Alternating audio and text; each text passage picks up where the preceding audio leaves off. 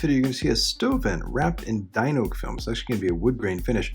But the original idea was not to wrap the stove vent. The stove itself is black, and the stove vent is black, so it matches. But as I was pulling it out and assembling the stove vent, I was thinking, you know what? This might actually look really cool wrapped. Let me think about it. So I placed it down here, and I wanted to just really see what it looked like together. So maybe I could see if there's any extra material that I had on hand that would look really good in the kitchen. The kitchen was wrapped in high gloss red. I didn't want to wrap it red. I think that would be too much. But let me think what it looks like. So I had extra wood grain. I took a scrap and went to the kitchen. You can see it's super busy in there. The window frames being put in. The guys who are assembling in the kitchen held it up. And I thought, you know what? I think this is going to look good. So this is a really good testament to, as you're prepping dyno, you always want to order excess material just in case you make mistakes. So that means you always have stuff left over in case you don't. So this is a good reason to always order extra material, just because you never know what you might want to add. So if I had to order film, I probably wouldn't have done it, just kept it black. But this is what makes it fun. And I think I personally have never seen a wood grain, vent for a stove. So I think this is going to be extra unique. So it's all about measurements right now. I don't want to wrap it while it's fully assembled. That can be really difficult because you got 90-degree angles with the vent going up the top. You got the flat section, you got dips.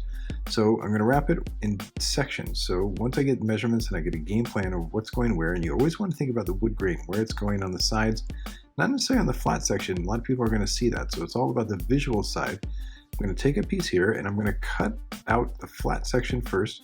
And you really want to be precise. I got about a 1/4 inch gap in between the vent itself that's on the inside portion and then the main body right there. So I place it on a table with grips, and then I place it even on a board so it's floating right now.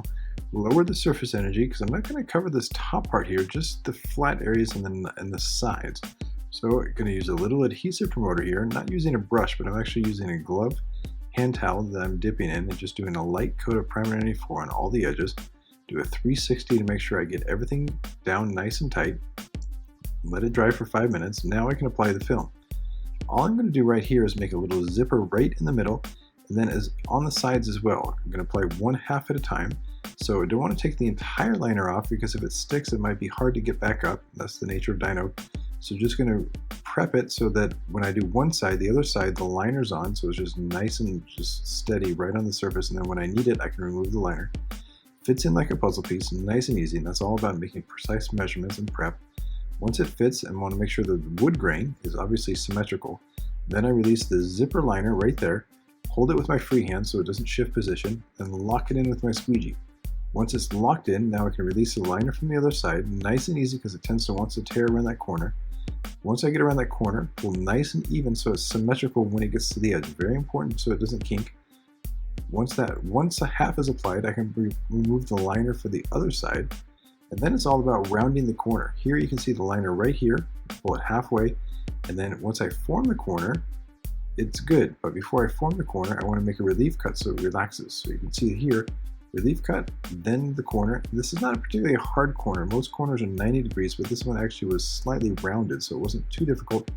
Then here, I'm not actually going to wrap under the stove, just going to cut it flush to the edge. You see my blade is at a 35-degree angle. Here, you got a little gap in between the front of portion and the back portion, so I cut it cold.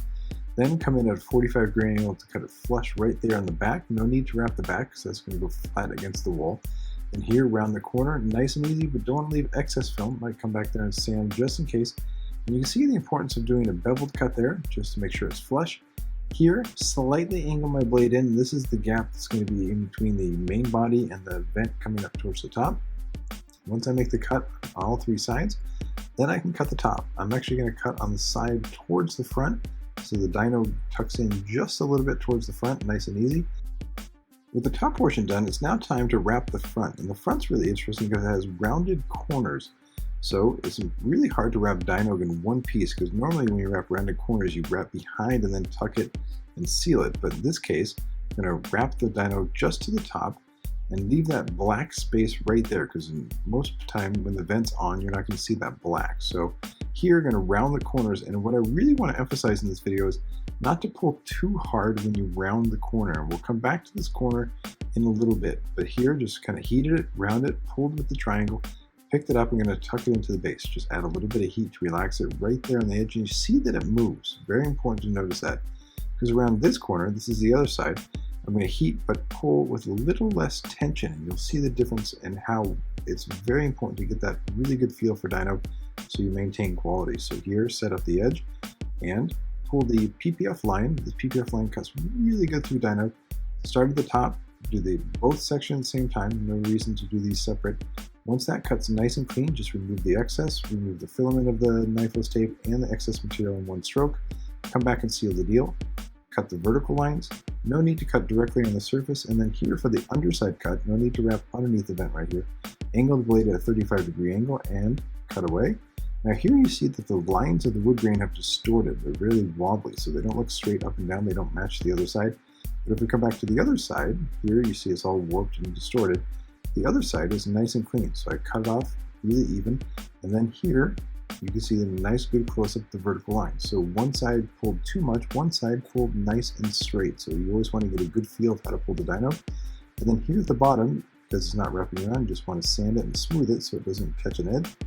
Now for the vent itself, I want to set it up and clean it. So clean it properly, and now we're going to use primarily 4 on the edges just so that it locks down nice and even.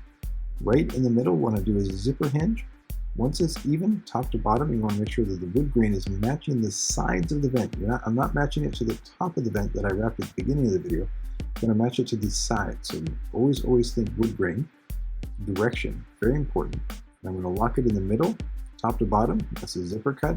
Doesn't matter which side I do first, but always make sure I clean, especially when doing horizontal installs. Don't remove the entire liner right now. We want to keep that liner on, especially once I keep it on till I get to the point where I wrap around the corner. So right here, squeeze it down nice and even. These corners are particularly rounded, so I don't have to really make it super tight, just tight enough. Now I bring it to the edge of the table so it hangs just straight down, let gravity be your friend right now. Then I'm going to squeegee left to right. Again, you can see keeping that liner on is really important. Once I have the side completed, now it's time to cut out. This is the back side of the vent, so there's absolutely no reason to wrap behind it, just keep it flush. So I'm keeping my blade at a 45-degree angle towards the inside portion that I just wrapped, so it lays flush. It's almost like a beveled cut. Cut opposite, enter at a 45, then finish at a 45. Now here it's time to finish the other side, so you can see leaving that liner on is extremely important. It not only keeps the dyno from touching the application surface, which can be difficult to pick up, but it also keeps dirt from getting on the adhesive. This side is the exact same steps as you just previously saw. Once it's been applied, cut the bottom flush 45 degrees in. This is going to fit into the main body of the vent, so no need to wrap inside or do any sanding. Always important to keep a very good clean workspace, so a good tip is to make sure the trash can is directly underneath the cutting table. Then the only last step is there's the logo of the company who made the vent. Here, heating the dyno so it really conforms here nice and tight. Then it's about assembly. Just make sure everything fits nice and clean, so just drop it down, but be very careful during the process not to damage what was just wrapped. And here you can see what I meant earlier in terms of wood grain direction is that the vertical areas are going top to bottom and the flat section there is going side to side. And once this was finished, I carefully placed it in the kitchen. The next morning the guys came to install it. Here's a shot of the red cabinets, black stove, and I think first ever wood grain vent for a stove. Cool stuff, and that's the beauty of knowing how to wrap. Thanks for watching. Justin Pate.